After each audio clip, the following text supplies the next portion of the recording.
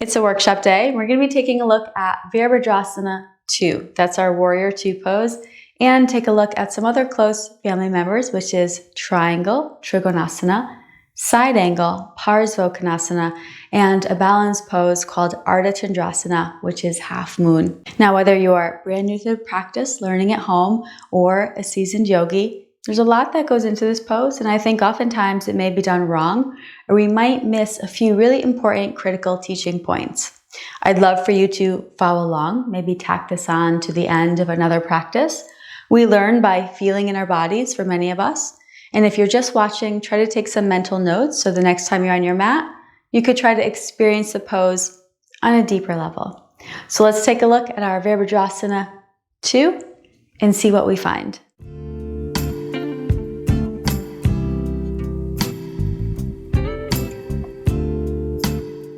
All right, let's take a look at our pose in its entirety, and then we'll start breaking it down piece by piece.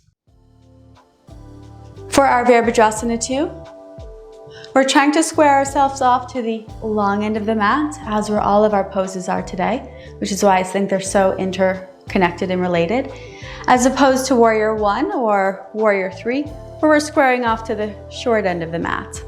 Everything will be working from this direction. Let's begin with the feet. Your heel and your back arch should line up. So I should be able to draw a line from your heel straight through to the middle of your back arch.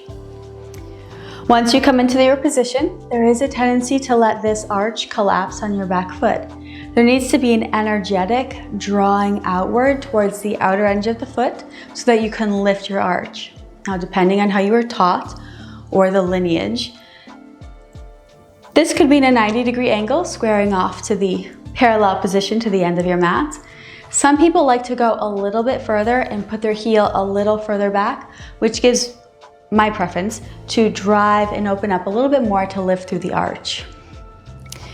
Coming into the knee should bend and track right over second and third toe. You'll know that you're in proper alignment when you come into your pose.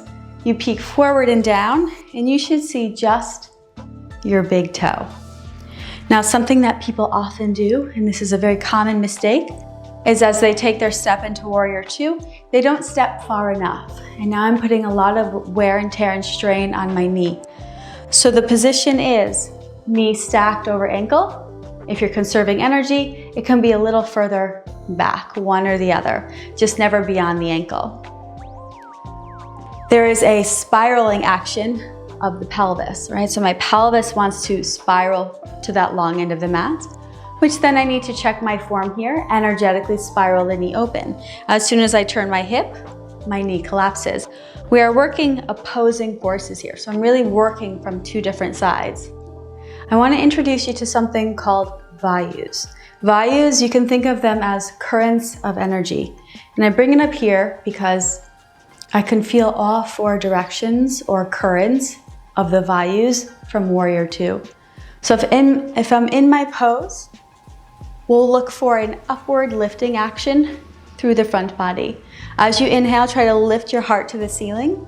And as you exhale, try to draw your tailbone to the ground, right? So it almost feels I'm working this sense of polarity, moving in opposite directions between front and back body. And then similarly, I want you to find that same action outward through the chest and into the fingers, opening the heart. And then from the fingers to your shoulder blades, I want you to squeeze them together.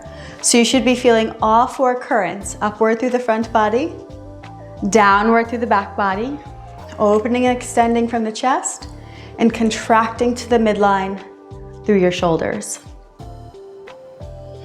Virabhadrasana 2. Go ahead and straighten that leg. Let's take a little breath. Now let's sit up for our Virabhadrasana, second side, so we're not crooked.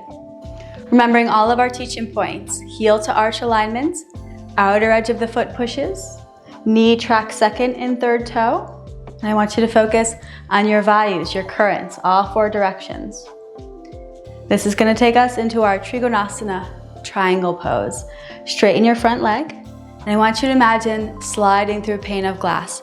Front arm reaches as far as it can go and comes to that inner calf, inner thigh. Back arm comes to the hip, and I want you to peel the hip open.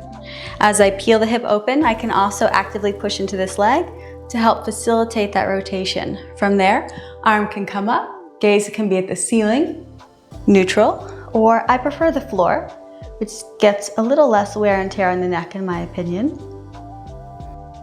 Like a little pulley, I want you to lift that arm, bending the front knee. You should be able to come right back into your warrior two, right? We're sliding through that pane of glass. Now, try not to fall in this habit that many people have, which is just trying to get your fingertips to the floor. If I come into my triangle, fingertips to the floor, and come into my triangle, which probably looks very triangle-esque, I'm gonna imagine. What's happening here is I'm actually getting my hips to push a little further back, my torso a little further forward to achieve the pose. But what that's done is it's taken me out of my side body, which is where we want to be. So to deepen this expression, rather than trying to come to a floor, we slide through our pane of glass, giving ourselves a little extra height here. I'm gonna push into my block, facilitate the rotation of the top arm, and arm can come up. I actually feel much more of the expression here than if my fingertips were on the floor. You can also take this into an extension here. So arm can come forward. This would be in Utthita. Utthita just means extended. So extended triangle, even deeper more, which is a lot of core work. Arm can come up and oh, so hard. Relax those arms. So just be mindful that this is not about getting our fingertips to the floor, but rather maintaining that slide through a pane of glass. And let's begin our journey into our side angle, Parsva Warrior two to begin. Same foundation. Onto that front thigh. Try not to sink into the elbow. It's just helping us, right? I'm actually pushing into that leg. You can peel the hip open. Arm comes up, very similar pose. I actually should be able to straighten my front leg and create triangle, right? So the only thing that's happening here is that leg bends. We also have extended side angle. Coming forward, Utthita Parsva. Arm comes up, same premise here, sliding through a pane of glass, not letting this hip come out from behind you. Now, one way I like to get this a little bit deeper is how I enter the pose. If I come into my extension, think of drawing a circle. I'm gonna reach forward with the fingertips, and as they come back, I'm gonna try to spiral open. Arm comes behind the ear, pelvis presses forward, even deeper, right? Our focus is right here. The second that hip comes behind us, we close off that line of energy, extending from fingertip all the way through heel. Utthita Parsva. If you're following along, let's square off to center. Back to side one, so we're not crooked. Our last and final pose is a balance pose, Ardha Chandrasana, half moon. You might see this in a flow class coming from warrior three or from a triangle side angle position. We're still trying to stay within that same concept of open and parallel to the long end of your mat, sliding through a pane of glass. So for this expression, block, similar to our triangle, is gonna come forward and come just underneath the shoulder. From there, you can begin to try to stack the hips, stack the lungs, and lift the leg. My leg should be about as high as the hip and the foot is flexed, pointing outwards. The arm can then come up. If and when you feel balanced, then you could start playing with your gaze, maybe looking at the ceiling, which will make things even more challenging. And further yet, if you were balanced, you can try to release the hand and float it as it reaches towards the ground.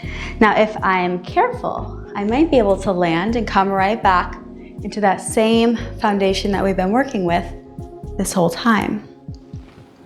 Now that's a challenging one. I just want to give you a couple tips to help you with execution. As I come into my pose, it is helpful for me to use my top hand, similar to our Trikonasana, to actually peel the hip open. So I'm using this hand to really open up the hip first before I come into extension. So really unfolding the pose. Now my second tip is where we place our block in the pose. If I'm to extend forward and place the block right in front of my foot, I'm putting myself on a very thin tightrope to balance. If you take the block and place it on the outside of the foot, directly underneath my shoulder, this is going to give me more of a platform to begin to build my pose on. Be mindful of the other error that people make, and they end up turning their foot out slightly. And this is giving us a false sense of security because it's also giving us a more firm base. Eventually, we want our toes pointing to the front end of the mat. Once you feel balanced, then focus on releasing your hand. So if you really want to focus on taking these poses a little bit deeper, whether it's now or the next time you're practicing, I want you to find your way to a little bit of wall space. Setting up for our foundation, my foot is going to be pointing towards the wall, and I'm going to set a block up right to the middle of my shin. What this is going to do is it's going to give me something to anchor as I focus on this spiraling action of the pelvis. I actually feel my hip opening significantly more here than I did on my mat. From here, then you could extend, trying to experience your warrior from here, and just notice how much deeper it might be, and then how can we give that muscular engagement to mimic this sensation when we're on our mat, away from the wall. From here, extended side angle, I'm gonna come all the way up and over, creating opposing forces here. I'm gonna push my heel into the floor as I also push my fingertips into the wall. Pelvis presses forward, I'm still sliding into my pane of glass. Never underestimate the beauty of the wall and what it teaches us. For our final two expressions, triangle trikonasana, I have my same heel to arch alignments and look for the wall with my back. Now I anatomically cannot get my shoulders and my hips flush to the wall, but I can reference how close I am. So holding this position like this is much harder than it was on my mat. And coming into our half moon, which really is my favorite, we use that wall to give us balance so that we can focus on what the pose actually feels like first. Hips and shoulders are flush to the wall, and I can feel the pose first for what it should be, rather than having to worry about balancing. I'm hoping you learned something new today, or I just refreshed your memory. We're here to deepen our practice on our mat and also keep us free of injury. If you are new here, welcome, I'm Allie. We have new, fresh weekly content, and consider subscribing for more. Hopefully I'll work with you soon, and namaste.